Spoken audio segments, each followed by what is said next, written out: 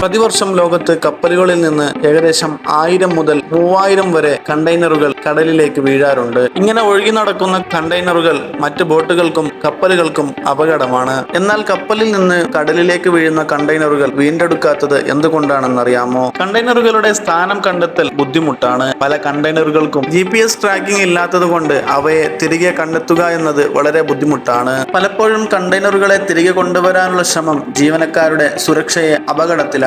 ഇതിലും പ്രധാനമായ കാര്യം, കടലിൽ മുങ്ങിയ കണ്ടെയ്നറുകൾ കണ്ടെത്താനുള്ള ശ്രമം വളരെയധികം ചെലവേറിയതാണ്. ഇതിനുവേണ്ടി വലിയ സെർച്ച് ഓപ്പറേഷൻ നടത്തണം. ഇതെല്ലാം കണ്ടെയ്നറിന്റെ വിലയേക്കാൾ അധികമാണ്. ചുരുക്കത്തിൽ, കടലിൽ വീണ കണ്ടെയ്നറുകൾ തിരിച്ചെടുക്കുന്നതിന് സാങ്കേതികവും സാമ്പത്തികവുമായ ബുദ്ധിമുട്ടുകളും സ്ഥാനം കണ്ടെത്താനുള്ള പരിമിതിയും കാലാവസ്ഥയും അപകട സാധ്യതകളും കാരണം അവ പതിവായി തിരികെ കൊണ്ടുവരാതെ തന്നെ ഉപേക്ഷിക്കുകയാണ്.